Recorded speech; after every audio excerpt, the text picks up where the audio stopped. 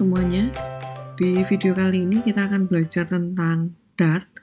Jadi sebelum kita masuk ke Flutter, ya, ada baiknya kita memahami dulu bahasa Dart itu seperti apa. Supaya nanti pada saat kita masuk ke Flutter, kita sudah nggak bingung lagi dengan sintak-sintak dasar dan juga model dari pemrograman bahasa Dart ini.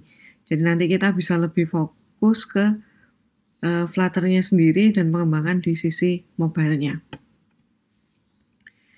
Nah, bahasa Dart sendiri dikembangkan oleh Google dan dia dapat digunakan untuk multiplatform. Jadi kalau kalian mau membuat sebuah program di iOS, di Android, di web, maupun untuk backend, itu kalian bisa manfaatkan bahasa Dart ini. Bahasa Dart sendiri dikembangkan sejak tahun 2007, ya, tapi baru diresmikan di tahun 2011 pada saat konferensi Goto, tepatnya di tanggal 10-12 Oktober. Sedangkan versi satunya dari Dart sendiri dirilis di tahun 2013. Nah, pada saat ini Dart sendiri sudah masuk di versi 2, ya, tepatnya 2.16 mungkin. Nah, sudah ada banyak perubahan dari versi Dart yang pertama, terutama dengan penerapan null safety-nya. Ya, jadi sudah cukup banyak perubahan yang dilakukan oleh Dart dari Dart yang versi pertama sampai dengan versi yang terakhir saat ini. Dart sendiri kalau kita perhatikan di websitenya, ya, masih terus dikembangkan dan masih terus diperbaharui, ya. Jadi kalau kita nanti menggunakan bahasa Dart, kita bisa menggunakan untuk versi yang paling terakhirnya saja supaya pada saat nanti Dart ada update versinya, kita nggak terlalu banyak melakukan perubahan. Nah, Dart sendiri ada 3 hal yang diunggulkan di sini. Yang pertama adalah optimasi untuk UI, optimize for UI, ya. Lalu ada productive development dan juga ada fast on all platform. Nah, kalau kita lihat satu persatu, ini optimize for UI. Ya, jadi nanti pada saat kita membuat sebuah program, maka kita bisa memanfaatkan atau bisa mengembangkan UI itu dengan sangat optimize. Ya, ada banyak hal yang diberikan oleh Dart sendiri supaya kita familiar atau kita mudah dalam memahami bahasa pemrogramannya. Nah, lalu dari sisi productive development, Dart sendiri mengembangkan yang namanya hot reload. Jadi pada saat kita membuat sebuah program, ya, di Flutter atau di Dart ini, dia kenal dengan widget. Nah, pada saat kita membuat sebuah widget, maka kita bisa langsung lihat di dalam device-nya itu bentuknya seperti apa. Jadi kita sangat dimudahkan dengan adanya hot reload. Nah, lalu fast on all platform. Jadi bahasa Dart ini mengklaim, ya, bahwa dengan menggunakan bahasa Dart, maka performa dari aplikasi yang akan kita buat itu akan mirip dengan pemrograman native. Jadi kalau kalian membutuhkan satu bahasa untuk banyak platform, kalian bisa memilih Dart atau memilih Flutter, gitu ya. Nah, kenapa bisa seperti itu? Karena Dart sendiri sudah menyediakan compiler-compilernya untuk platformnya masing-masing. Jadi kita nggak perlu bingung nanti pada saat kita mau convert, ya, dari Flutter gitu, dari Dart ke entah ke Android, entah ke iOS atau ke web, gitu ya. Nah, itu sudah disediakan oleh Dart sendiri. Medianya kalian bisa kunjungi secara online juga di dartpad.dev. Itu adalah website resminya dari Dart. Di situ juga kalian bisa manfaatkan code lab yang ada untuk memperdalam pengetahuan kalian di bahasa Dart ini, ya, atau kalian bisa gunakan Visual Studio Code. Nah, pada saat kalian menggunakan Visual Studio Code, berarti harus ada extension yang kalian install supaya kalian bisa menggunakan bahasa Dart ini. extensionnya adalah Dart. Ya, kalian cari ini extension Dart, lalu kalian lakukan instalasi. Jadi pada saat kalian membuat program Dart, pastikan kalian sudah melakukan instalasinya. Nah, yang kedua adalah Code Runner.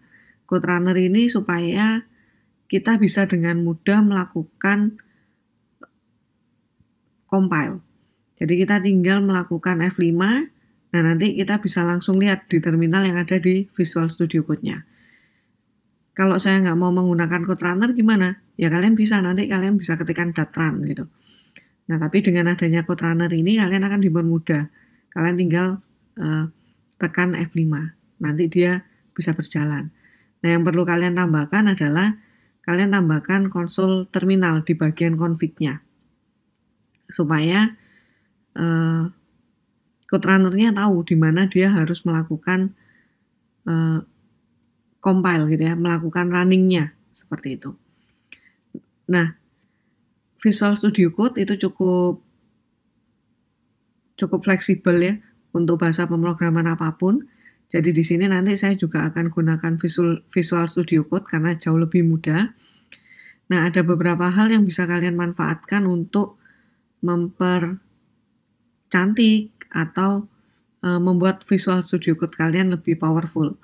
Nah, yang bisa kalian lakukan setting untuk zoom-nya, untuk guide-nya gitu ya. Atau kalian bisa tambahkan font-nya. Font ViraCode ini untuk mengubah simbol-simbol yang biasa digunakan oleh programmer. Nanti akan saya contohkan perbedaannya seperti apa. Ya. Nah, ada juga extension atau plugin tambahan yang bisa kalian gunakan. Ini yang saya lakukan instalasi, jadi nanti kalau kalian lihat di Visual Studio Code saya secara timnya berbeda gitu ya, ada indenya. Nah, kalian bisa pertimbangkan untuk melakukan instalasi extension ini. Yang pertama adalah Material Icon Theme. Ini untuk merubah icon yang ada di bagian kiri ya, di workspace-nya. Nah, lalu ada PubSpec Assist, ini untuk memudahkan kalian nanti untuk menambahkan dependensi Flutter-nya. Jadi nanti pada saat kita menambahkan dependensi, PubSpec Assist ini dia bisa langsung mengambil versi yang terakhir tanpa perlu kita cari tahu dulu nih versi yang terakhir apa. Nah, lalu bracket pair colorize ini mempercantik program kalian ya, supaya kalian tahu bracketnya ini sudah sesuai atau belum. Kadang-kala kita melihat bahwa bracket ini sudah ada penutupnya atau belum gitu ya. Penutupnya di bagian mana? Nah, itu kalian bisa manfaatkan bracket pair colorize-nya. Nah, lalu yang keempat ada indent rainbow. Indent rainbow ini untuk memanfaatkan tabnya. Jadi supaya tab kita kelihatan gitu ya, tabnya itu ada di tab yang mana. Jadi kalau sudah lumayan dalam gitu, kita bisa membedakan antara tab yang satu, tab yang kedua, atau dia ada di tab yang mana gitu. Nah, tapi sekali lagi keempat hal ini nggak perlu, ini opsional ya untuk kalian lakukan instalasi. Ada nggak yang lain di luar ini? Ada lagi gitu ya, yang lain di luar ini kalian bisa manfaatkan, terutama kalau misalnya kalian mau memanfaatkan tema-tema supaya tampilannya lebih enak dilihat, supaya kalian pada saat coding kalian jauh lebih betah melakukan codingnya. Nah, itu bisa kalian manfaatkan. Oke, kita akan lakukan demo langsung ya untuk Dart-nya. Jadi di sini saya sudah tuliskan untuk input output-nya seperti apa, if else-nya seperti apa, perulangannya seperti apa. Nah, sebetulnya ini cukup standar, nanti kita bisa coba ya. Jadi input dan output kita bisa manfaatkan std_out, std_in, if else kita gunakan sintak yang seperti ini, lalu switch-nya kita bisa manfaatkan switch case. Ya, lalu untuk perulangan kalian bisa manfaatkan for, bisa manfaatkan for each, for in gitu ya. Terus bisa manfaatkan while do atau do while, itu bisa kita lakukan di Dart. Ini standar. Saya akan mencontohkan secara sekilas ya. Nanti tinggal kalian sesuaikan kebutuhan pada saat kalian membuat programnya seperti apa. Nah, untuk function ini yang akan kita coba lebih dalam ya, karena function di Dart ini kita bisa melihat ada name parameter, ada positional parameter, ada default parameter. Lalu kita juga akan melihat first class-nya. Jadi function itu di dalam Dart sendiri dia dianggap sebagai first class citizen. Jadi dia dapat disimpan dalam sebuah variabel, dapat dimasukkan sebagai parameter. Nah, contohnya seperti apa? Nanti kita coba juga. Lambda function ya menggunakan simbol. Nah, ini simbol yang saya manfaatkan dari ViraCode tadi. Jadi kalau kalian tidak melakukan instalasi atau tidak merubah fontnya menggunakan ViraCode, kalian nggak akan tampil seperti ini. Ini akan tetap sama dengan dan tanda lebih besar ya. Tanda lebih besar seperti itu. Higher order itu juga akan kita coba dan closure-nya. Oke, kita langsung aja ke Visual Studio Code-nya supaya kalian bisa langsung melihat.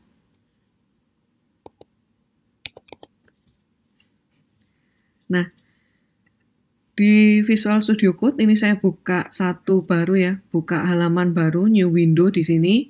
Nah, saya belum membuat satu file pun. Saya akan menunjukkan ke kalian untuk instalasi extension-nya dulu. Jadi di sini kalian cari aja yang extension. Kalian buka lalu kalian cari apa yang mau kalian install. Ya, misalnya kalian mau install Dart yang pertama. Nah, kalian klik aja di sini lalu lakukan install. Kalau belum diinstal, itu di sini ada tombol install gini ya. Nah, silakan install aja. Seperti ini. Nah, di sini kalian bisa lihat detailnya apa aja sih sebetulnya yang bisa dilakukan oleh extension Dart ini. Nah, seperti itu. Nah, lalu kita nantinya juga akan butuh Flutter. Jadi kalian bisa lakukan instalasi langsung aja ya. Nah, kalau kalian di sini lihat ada reload required, ya bisa kalian reload dulu, tapi saya nggak perlu, nanti aja. Ini biasanya karena dia update. Nah, lalu misalnya kalian mau lakukan instalasi untuk material icon-nya. Nah, kalian buka aja di sini. Kalian bisa lihat. Nah, nanti icon-icon yang ada itu akan diganti dengan file icon ini. Bisa diedit nggak? Bisa, karena dia menggunakan file JSON juga gitu ya. Tapi kalau nggak mau susah-susah ya udah biarin aja. Kita akan gunakan standar. Ini akan sesuai dengan tipenya ya. Seperti ini, ada folder icon dan ada file icon. Seperti itu. Nah, lalu indent misalnya atau bracket gitu ya. Ya kalian bisa cari aja di sini. Nah, ini. Ini ya, ini yang saya maksud dengan warna di masing-masing tab-nya. Di tempat saya nggak hanya itu ya, ada banyak yang saya install di sini. Tapi yang paling penting kalian install itu. Oh ya, Code Runner ini juga ya. Ini juga perlu kalian lakukan install supaya mempermudah. Nah, Code Runner sendiri itu kalian bisa lihat di sini. Seperti itu. Nah, nanti kita akan lihat. Atau kalian bisa lakukan config di sini sebetulnya. Nah, ini extension setting. Nah, itu di sini ada. Ya, defaultnya apa. Tapi nggak perlu dulu. Saya tutup, lalu saya akan jalankan untuk command pilotnya. Nah, kalau di Windows kalian bisa manfaatkan Ctrl-Shift-P. Ya, Ctrl-Shift-P. Nah, nanti akan muncul seperti ini. Kalau kalian sudah melakukan instalasi extension Dart, kalian untuk membuat sebuah program Dart, kalian bisa ketikkan Dart. Nah, di sini kalian pilih yang New Project. Kalian bisa enter di sini. Ya, dia akan melakukan pengecekan apakah Dart SDK-nya sudah ada atau belum. Jadi kalau misalnya .sdk kalian itu belum ada, maka di bagian bawah sebelah kanan ini kalian akan diminta untuk memberitahukan .sdk-nya ada di mana. Biasanya kalau kita melakukan instalasi yang tidak standar, SDK-nya itu dia nggak bisa didetek secara langsung, tapi harus kita beritahukan. Nah, di sini pada saat kita melakukan new project, kita akan diberikan pilihan sebanyak 5 ya. Ada 5 tipe aplikasi, jadi barebone web app, itu web simple. Lalu kita bisa bikin yang console application yang full. Kita bisa bikin .package yang simple. Kita bisa bikin server app. Dan kita juga bisa memilih yang simple console application. Nah, karena saat ini kita hanya ingin mencoba bahasa Dart-nya itu seperti apa, kita bisa gunakan aja yang simple. Jadi kita enter di sini, di simple, lalu kita akan diminta untuk membuat atau memilih di folder mana kita akan membuat project tersebut. Nah, kalau dari sini, saya menggunakan folder coba Flutter. Kalian bisa lakukan new folder atau kalian bisa pilih folder yang lain. Nah, kalau folder itu sudah sesuai, kita bisa select a folder to create the project in. Jadi, nanti di dalam folder ini, kalian akan dibuatkan sebuah folder yang isinya adalah project dari Dart itu sendiri. Jadi, kita bisa select, ya. Lalu kita bisa berikan namanya apa. Misalnya kita mau bikin Dart project 1.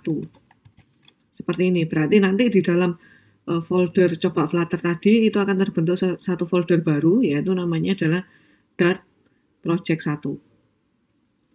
Penamaan project ini juga nggak langsung, nggak semua bisa gitu ya, nggak semua kombinasi bisa, tapi sudah ditentukan oleh Dart sendiri. Biasanya dia akan minta untuk huruf kecil semua, seperti itu. Nah, kalau penamanya sudah oke, kita tinggal enter di sini. Nah, kita tunggu aja, ini bisa kita trust. Kita tinggal tunggu sampai Dart project-nya selesai dibentuk. Nah, kalau kita sudah bisa melihat yang di sini ya, ini ada Dart tool, ada bin, ada analysis, ada changelog, ada pubspec, ada pubspec YAML-nya gitu ya. Nah, ini berarti project itu sudah selesai dibuat. Pubspec YAML ini tempat untuk menambahkan dependensi. Jadi kalau kita butuh tambahan dependensi, nah di sini kita harus menambahkan. Ya, sekarang kita buka aja yang Dart project 1. Di sini. Ini saya rubah dulu ya timnya.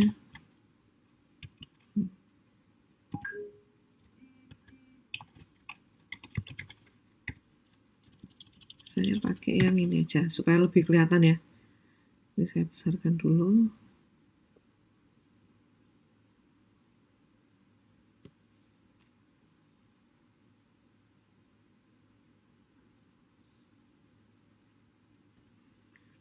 Nah, kalau kalian sudah bisa lihat ini, di sini di Dart project kalian ini, kalian sudah bisa melihat ada void main. Ya, ini bisa kita jalankan. Kalian bisa tekan F5 ya di sini untuk menjalankan. Nah, di sini kita bisa lihat bahwa ini tampil ada hello world dan dia berjalannya ada di debug console ya. Nah, ini bisa kita gunakan. Nah, lalu kalau kita mau belajar untuk atau kita mau tahu ya, kita mau tahu untuk input output misalnya. Saya hapus dulu ini. Ya. Saya kasih komen di sini.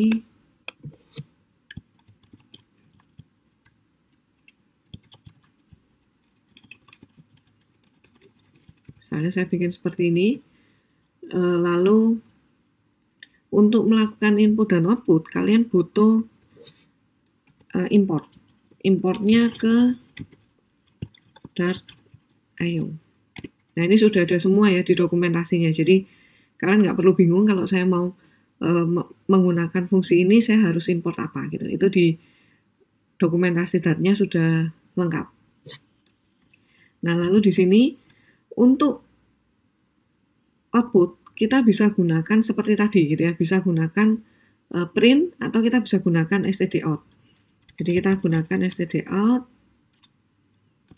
titik write, misalnya saya kasih masukkan kata seperti ini. Bedanya apa antara stdout dan print? Kalau print itu berarti dia di akhir katanya atau di akhir kalimatnya itu ada enternya, maka dia langsung turun ke bawah. Tapi kalau stdout berarti di akhir kata atau akhir kalimat yang kita masukkan itu tidak ada enter. Jadi kita bisa seperti ini. Lalu misalnya saya mau menerima sebuah inputan ya, lalu saya masukkan ke dalam variabel. Jadi saya bisa buat variabelnya dulu. Misalnya tipenya string ya, variabel di Dart itu tipe variabelnya di depan. Jadi string data input misalnya gini, lalu saya lakukan stdin titik read line sing. Nah lalu saya print dt input. Nah, kalau variabel itu kalian tidak tahu atau mau buat variabel yang fleksibel ya, bisa string, bisa integer, kalian bisa gunakan di sini adalah var, jadi nggak perlu string. Nah, di sini kita bisa lihat bahwa ada garis merah di bawah stdin. Kenapa? Kita bisa cek. Kita bisa arahkan kursornya ke sini, lalu kita baca. Ya, kalau mau cepat kita bisa langsung quick fix. Nah, di quick fix ini akan diberi informasi gitu, apa yang perlu dirubah. Kalau di sini dia harus merubah dari string ke string tanda tanya. Ini berkaitan dengan null safety-nya dari Dart ya. Jadi nggak ada variabel yang diperbolehkan bernilai null.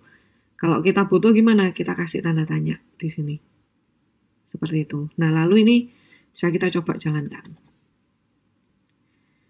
Nah, pada saat kita jalankan, kalau dia masuk di debug console, kita nggak bisa selesai gitu ya, nggak bisa selesai inputnya. Jadi yang perlu kita lakukan adalah kita lakukan aja dari ini, run and debug. Jadi kalian buka run and debug-nya, lalu di configuration ini kalian pilih yang Dart and Flutter, lalu klik yang gerigi gitu ya, yang settingnya ini. Kalian klik. Nah, di dalam configuration-nya kalian tambahkan konsol terminal. Jadi nanti dia akan menjalankan di terminal, gitu ya. Kalau sudah kita save. Kita save, kita tutup. Ini bisa kita ini di stop dulu ya. Ini di stop dulu. Lalu kita jalankan F5. Nah, kalau kalian perhatikan, dia tidak lagi mengarahkan kita ke debug console, tapi dia buka terminal di sini. Kita tinggal masukkan, misalnya masukkan kata coba Dart. Saya enter. Nah, dia muncul. Nah, perbedaannya kita akan coba, misalnya kita coba di sini ya, printnya kita ganti dengan stdout.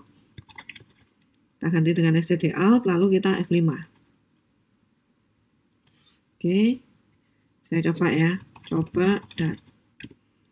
Nah, di sini tidak ada enternya, jadi command prompt-nya akan jalan persis di sebelahnya ya. Itu perbedaannya antara print dan stdout-nya.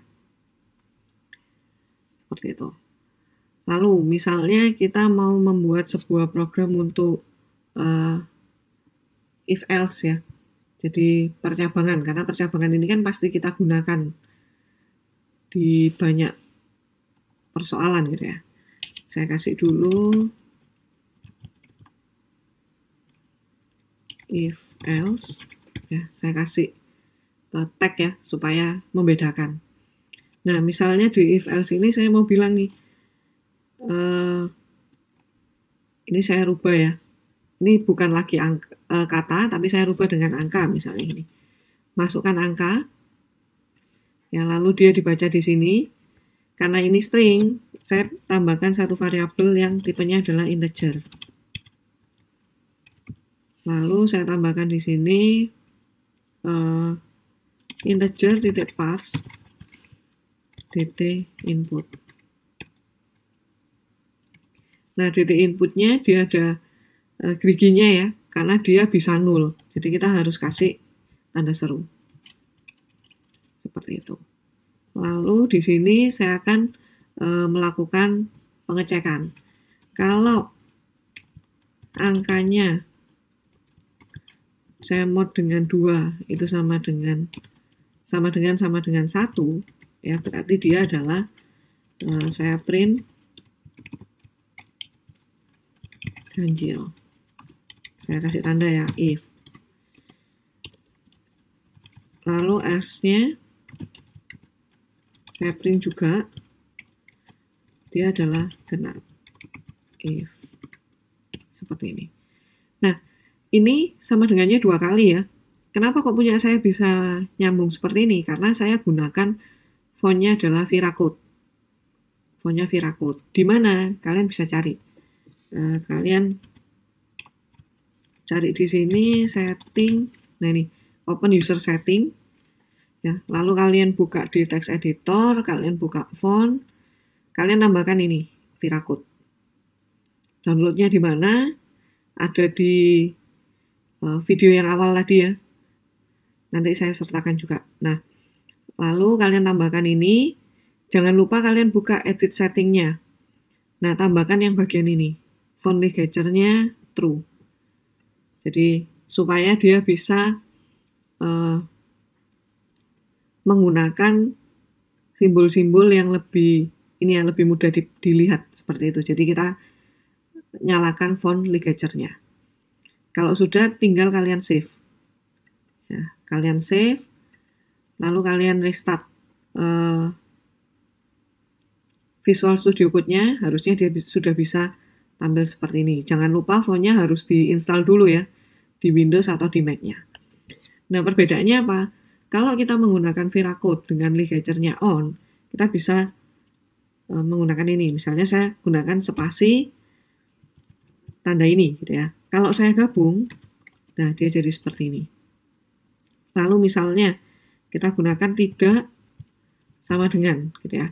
Kalau saya gabung dia jadi seperti ini. Kalau saya gunakan lebih kecil sama dengan gitu ya. Saya gabung, nah dia jadi seperti ini. Ini fungsinya. Tidak ada perubahan apapun gitu ya. Tidak ada perubahan yang signifikan, misalnya, oh saya harus menggunakan ini. Enggak, ini hanya secara tampilannya. Jadi kalau kalian merasa, oh saya nggak butuh ini, ya nggak perlu dilakukan instalasi itu. Ya. Nah, seperti itu. Lalu kita coba jalankan. Kita lakukan F5. Kita masukkan di sini angkanya misalnya 10. Nah, dia bilang, ya, 10 genap. Itu dari if. Ini saya matikan aja ya. Saya jadikan komen. Oke. Nah, lalu misalnya kita mau nyoba untuk yang sweet case. Nah, saya kasih demo.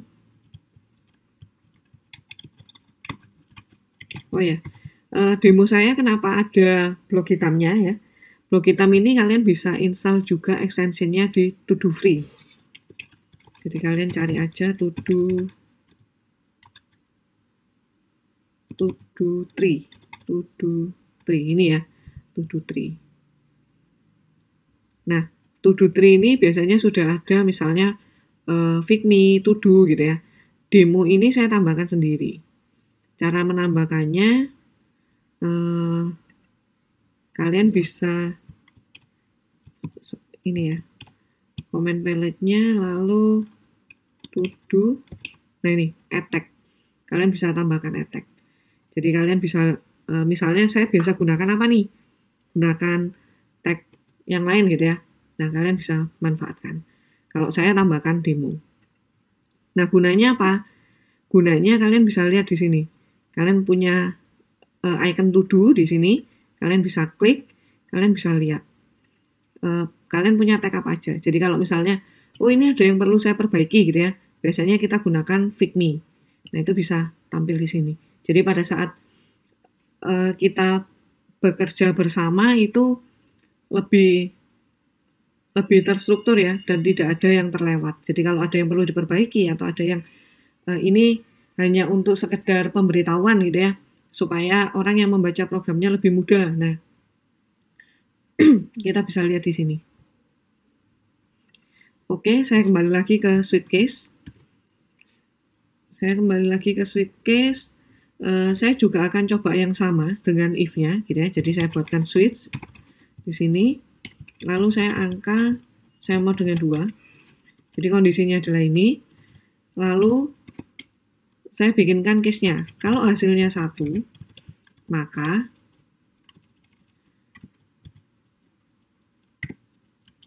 saya akan lakukan print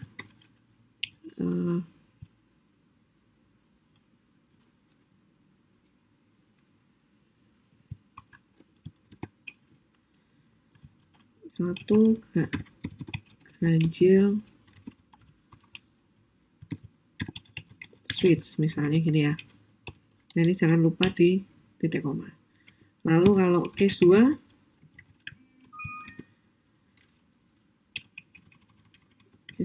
jangan lupa break-nya ya.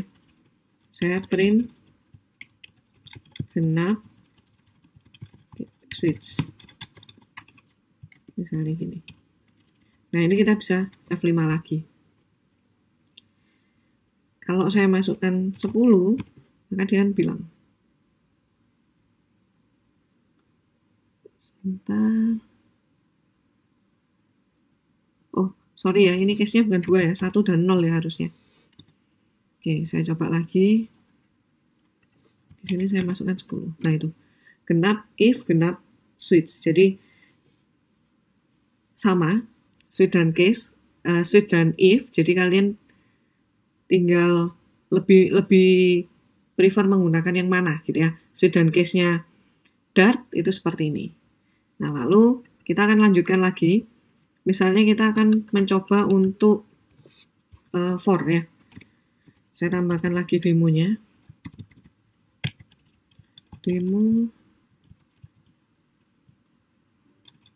for. Oke. Lalu misalnya kita bikin nih for integer i sama dengan 0, i kurang dari angka tadi ya, biar semua berkaitan dengan inputan kita. Angka, lalu saya i plus plus. Misalnya print angka i.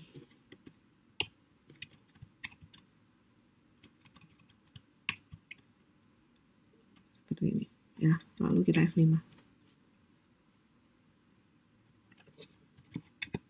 Nah, dia akan menampilkan.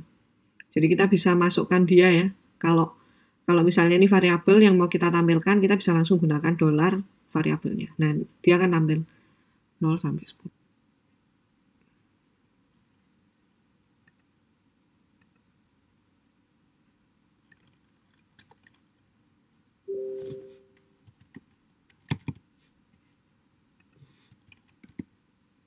Nah, ini bisa kita variasikan juga. Jadi kita kasih plus sama dengan 2 gitu ya. Berarti dia akan bertambah sebanyak ini sama dengan i sama dengan i plus 2. Seperti itu. Lalu misalnya ini saya kembalikan ya. Saya kembalikan ke i plus plus. Lalu atau nggak apa-apa ya. Ini plus 2. Saya akan gunakan atau saya akan coba untuk do while-nya. Demo do while. While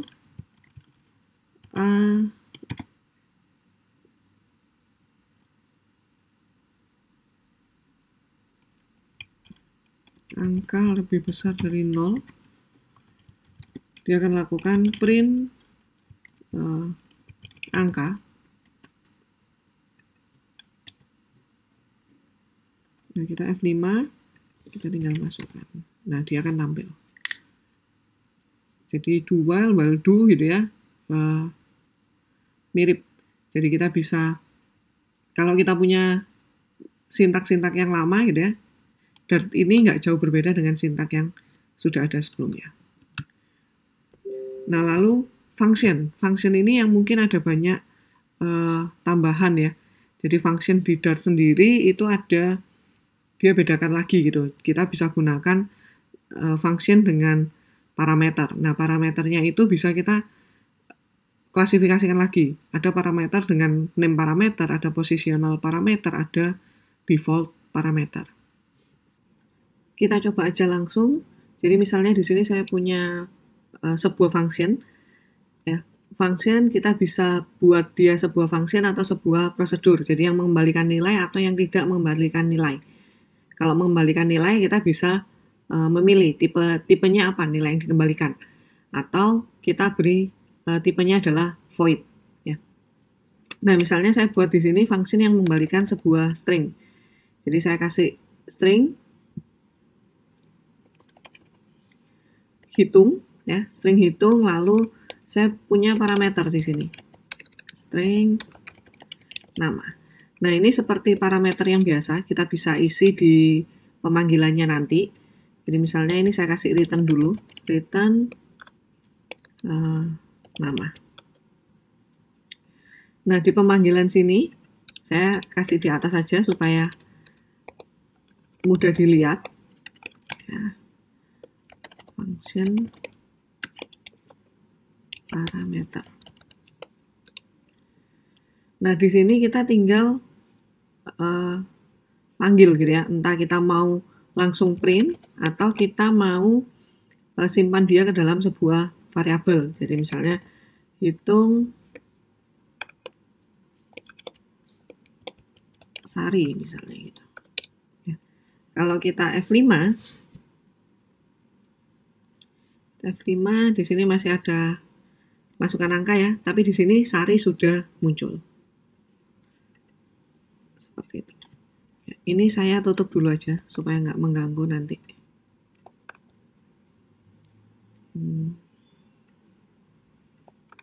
Sheetnya saya tutup.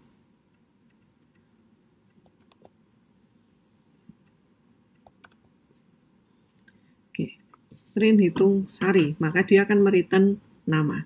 Nah, ini untuk parameter gitu ya. Nah, parameter sendiri itu bisa kita ubah-ubah. Kita bisa menggunakan name parameter, positional parameter, atau default parameter. Nah, yang akan kita coba pertama, kita akan coba untuk name parameter. Jadi kalau name parameter, kita perlu untuk memanggil namanya pada saat kita memasukkan ke dalam parameternya. Contohnya, misalnya saya punya di sini sebuah function hitung. Ya, di sini saya akan buat sebuah name parameter. Jadi name parameter disimbolkan dengan ini, diberi tanda dengan kurung kurawal. Jadi di sini misalnya saya kasih integer uang sama integer pengeluaran misalnya gitu ya. Pengeluaran. Nah, uang dan pengeluaran ini nanti kita bisa panggil, bisa kita pemanggilannya tidak berurutan gitu ya. Nah, kalau ini karena ini name parameter, jadi kita harus kasih ini. Ya. Nah, lalu kita bikin nih misalnya saya punya integer sisa uang itu sama dengan uang dikurangi pengeluaran. Oke, nah ini kita bisa lihat dulu ya. Fixnya oke. Menurut cek ini juga. Ya. Lalu kita bisa tampilkan nih, misalnya nama sisa uangnya sebesar sisa uang. Nah, ini kita bisa lakukan. Nah, pada saat pemanggilan di sini kita tinggal panggil apa yang mau kita isi. Misalnya uang. Uang kita isi dengan 100.000. Lalu pengeluaran kita isi dengan 5.000. Nah, ini kita bisa jalankan. Saya F5. Nah, tampilannya adalah Sari sisa uangnya sebesar 95.000. Nah, perbedaannya dengan parameter biasa gimana? Ini bisa kita pindah-pindah susunannya gitu ya. Jadi misalnya saya menampilkan dulu mau ngisi dulu pengeluaran nih. Pengeluarannya 10.000, lalu uangnya sekarang 50.000. Ini kita bisa F5. Nah, ini tidak terjadi error.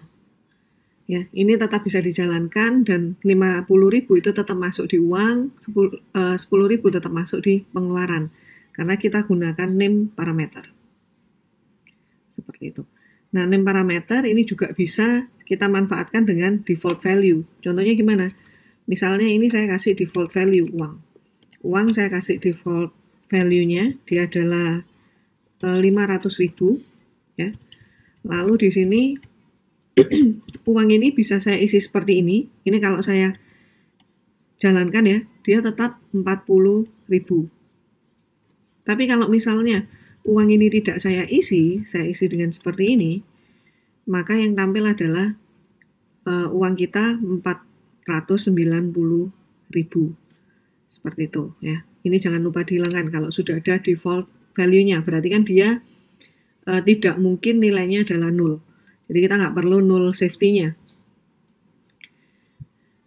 Nah, ini yang terjadi. Jadi kalau kita kita mau membuat fungsi yang parameternya itu adalah optional ya, harus ada default value-nya atau ini bisa kita isi, kadang kita isi, kadang tidak gitu. Kita bisa manfaatkan name parameternya. Lalu yang kedua, positional parameter. Ya. Positional parameter itu kita bisa isi seperti ini. Misalnya kita kasih kurung siku. Kurung siku biasanya seperti ini. Jadi uangnya saya kembalikan, nggak ada default value-nya ya.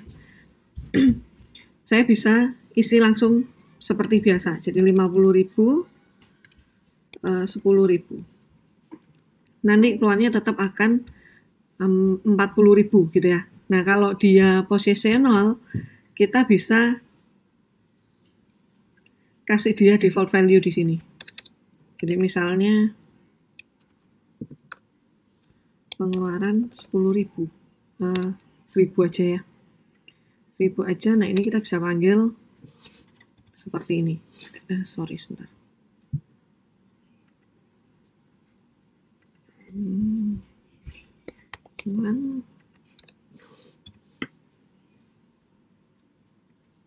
Nah, kita bisa isi seperti ini. Jadi, karena dia adalah positional parameter ya, tentunya pada saat kita memanggil itu harus urut, jadi nggak bisa kita panggil seperti tadi ya, tapi kita juga bisa memberikan dia sebagai optional. Jadi kalau misalnya kita nggak perlu ngisi pengeluaran, ya udah dia kita beri dengan default value-nya. Seperti itu. Oke, itu ya, name parameter, positional parameter, dan default parameter.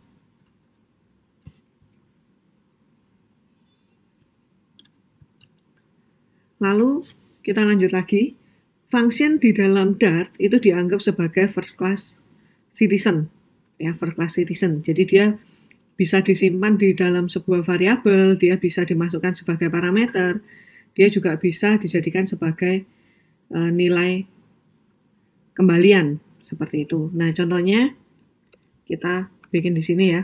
Ini misalnya demo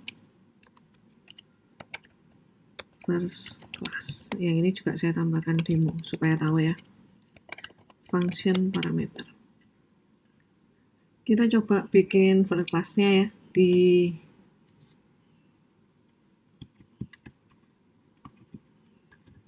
dalam void main. Kita bikin dulu. Kita pindahkan ke sini demo first class-nya. Nah, lalu di dalamnya kita bisa bikin sebuah variabel, misalnya var total sama dengan integer bil 1, integer bil 2. Jadi kita akan melakukan sesuatu gitu ya dengan bil 1 dan bil 2. Tetapi apa yang terjadi di dalamnya itu kita yang menghandle gitu. Biasanya ini dipakai hanya untuk function yang hanya dipakai sekali gitu ya. Nah, kita buatkan seperti ini. Jadi kita bisa di sini return bil 1 plus bil 2.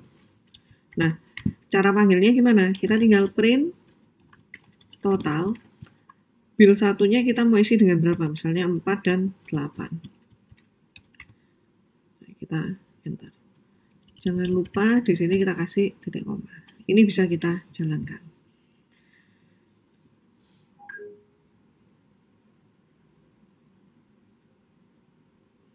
Oke, sebentar. Ini total. Nah, itu ya, di atas ya. Jadi di atasnya Sari sisa uangnya sebesar 49.000. Itu akan tampil 12. Jadi total dari 4 dan 8. Ini bisa kita rubah-rubah. Jadi misalnya returnnya kita pakai kali. Ini juga bisa. Jadi hasilnya adalah 32. Nah, karena ini adalah anonymous gitu ya, anonymous function, jadi kita bisa rubah ini ke dalam sebuah bentuk lambda. Bentuk lambdanya gimana? Saya tulis di bawahnya ya. Var total, ini saya kasih dulu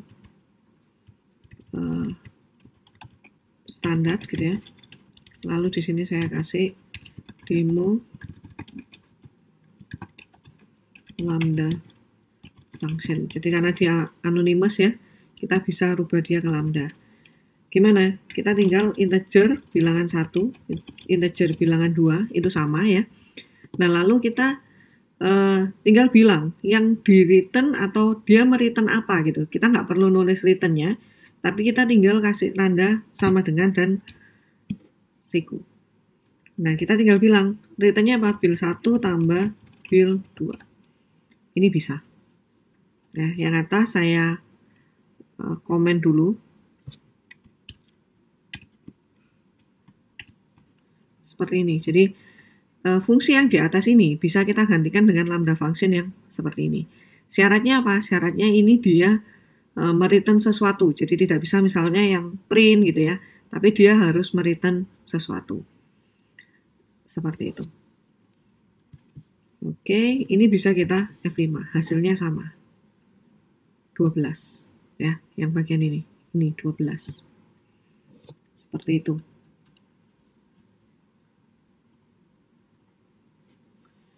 Oke, lalu misalnya kita memanfaatkan yang higher order gitu ya. Jadi function di Dart itu selain first class, dia juga higher order. Jadi dia bisa ada di dalam parameternya gitu ya. Jadi parameter function di dalam function. Contohnya gimana? Contohnya misalnya saya bikin di sini. Demo higher order. Lalu kita buat nih void fungsi order misalnya gini ya. Terus di dalamnya kita kasih misalnya string nama. Lalu saya buat function di sini, function param. Nah, di dalam function ini, function horder ini ada function param sebagai parameternya, ya. Nah, kita bisa misalnya gini, print nama plus ini saya kasih biasa ya. Lalu kita kasih param. Apa nih yang mau saya kembalikan gitu? Apa yang mau jadi parameter dari param ini? Misalnya saya gunakan bilangan 1 dan bilangan 2. Ya, bilangan 1 dan bilangan 2. Ya udah, kita tinggal bilang seperti ini. Nah, pada saat kita memanggil ya, ini demo higher order min. Nah, seperti itu. Nah, pada saat saya manggil, saya tinggal panggil misalnya fungsi order, namanya saya kasih apa? Namanya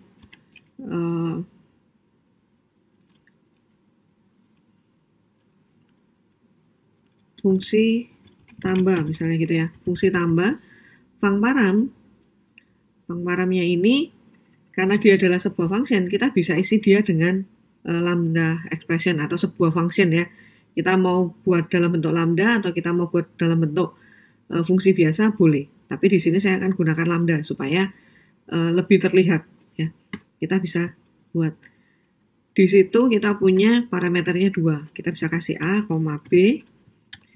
Lalu apa nih yang mau dilakukan dengan A, B ini? Misalnya A plus B. Nah, ini bisa kita lakukan. Ini ya. Nah, lalu keuntungannya apa gitu ya? Kita harus membuat function di dalam function. Kita bisa juga seperti ini. Jadi kita panggil fungsi yang sama, fungsi order, tapi di sini misalnya saya kasih kali. Ini fungsi kali. Nah, ini bisa kita jalankan. Jadi fungsi tambah itu 8 ya, 3 ditambah 5. Fungsi kali, 3 dikali dengan 5. Seperti itu. Oke, nah. Kalau saya mau mengisi 3 dan 5-nya gimana? Saya buatkan di sini gitu ya. Misalnya integer A, integer B. Lalu di sini fangparamnya saya masukkan A dan B. Seperti ini. Nah, pada waktu ini saya tinggal masukkan A-nya berapa? A-nya 3, A-nya 5, B-nya 5 gitu ya. Ini juga 3,5. Nah, ini kita bisa jalankan. Jadi kita nggak perlu bikin 2 fungsi, tapi kita bisa punya fungsi dengan return yang berbeda. Nah, itu yang bisa kita manfaatkan di dalam pembuatan fungsi Dart-nya sendiri. Oke. Ya, nanti kalau ada yang masih kurang jelas, kalian pause dulu di situ gitu ya, terus kalian coba-coba. Mungkin ada yang perlu kalian coba dengan cara yang lain. Nah, itu manfaatkan fungsi-fungsi yang sudah ada di dalam Dart-nya sendiri, supaya pada saat kalian menggunakan nanti, kalian nggak bingung. Atau misalnya kalian membuka program atau mencari referensi yang lain gitu ya, terus mereka menggunakan fungsi higher order, terus mereka menggunakan lambda expression, kalian nggak bingung lagi dengan untuk membaca penulisan code-nya mereka. Oke, lalu yang berikutnya untuk fungsi closure. Fungsi closure ini fungsi di dalam Dart itu dapat dibuat dalam lingkup global atau ada di dalam fungsi yang lain. Contohnya seperti ini. Misalnya saya bikin function terima data. Lalu saya kasih di dalamnya adalah data. Ya, ini variabel ya, yang tidak saya tentukan tipenya apa, karena saya di sini hanya akan print nanti. Jadi saya nggak peduli dia mau tipenya integer, mau tipenya string gitu ya, nggak apa-apa. Lalu di sini saya bisa return. Ya, saya bikin lambda di sini. Apa yang dilakukan? Dia akan print data yang dikirim itu data. Oke. Nah, lalu ini saya kasih tanda dulu ya. Demo closure. Oke, di sini saya kasih demo closure main. Nah, saya di sini bisa bilang seperti ini, var misalnya saya punya function di main gitu ya. Nah, mau saya kasih dengan hitung dengan terima data ABC. Gini. Lalu kita bisa jalankan nih fmain. Jadi fmain ini variabel yang saya isi dengan sebuah function. Nah, nanti saya tinggal jalankan fmain ini. Karena fmain ini diisi dengan sebuah function, berarti ya kita panggilnya seperti dia sebuah function. Seperti ini. Ini bisa kita F5. Nanti yang tercetak adalah data yang dikirim ABC. Ini ya, untuk yang ini. Data yang dikirim ABC. Itu adalah closure. Jadi jangan bingung pada saat kalian lihat ada function yang seperti ini. Terus ini kok bisa seperti ini gitu ya. Itu ada. Oke. Nah, dari keseluruhan yang sudah kalian coba ini tadi, kalian sudah bisa menyimpulkan null safety yang ada di Dart sendiri itu seperti apa ya. Null safety kalau kalian gunakan Dart yang versi 1 itu belum ada. Jadi kalian tidak akan diminta untuk ada tanda tanyanya, ada tanda serunya gitu ya. Tapi pada saat kalian menggunakan Dart 2.12, mulai Dart 2.12 ya, itu sudah ada null safety-nya. Di Flutter juga sama, kita akan menggunakan null safety-nya. Ya, untuk prinsip dari null safety-nya seperti apa, itu semua ada di dalam dokumentasi dari Dart-nya sendiri. Nah, untuk menggunakan library Dart, kalian bisa buka di sini ya, dart.dev, guide, libraries, library tour. Jadi, kita bisa cari Dart core itu untuk apa, Dart async itu seperti apa gitu ya, math, convert, HTML, dan ini yang tadi kita gunakan, dart.io. Ya. Nah, kalau kalian bingung atau misalnya saya butuh cheat sheet-nya Dart nih gitu ya, kalian bisa buka di dalam websitenya Dart sendiri. Jadi, kalian buka dart.dev di sini. Lalu kalian buka aja yang doc, ya, di sini lengkap. Lalu kalian bisa buka di sini. Ini ada language cheat sheet. Nah, ini lengkap ya. Lengkap, misalnya kalian mau buat if seperti apa, terus nullable itu seperti apa. Di sini ada semua dan ada contohnya. Jadi kalian nggak usah bingung carinya di mana. Kalau saya mau membuat lambda function di mana gitu ya. Cari aja di sini. Di sini ada semua. Taruh sintak. Nah, ini ada ya. Nah, untuk memperdalam kalian menggunakan bahasa Dart, kalian bisa manfaatkan yang ada di sini, CodeLab-nya. Jadi di sini ada list of Dart CodeLab. Ini bisa dimanfaatkan ya, supaya kita semakin paham lagi dan semakin mengerti tentang bahasa Dart itu sendiri.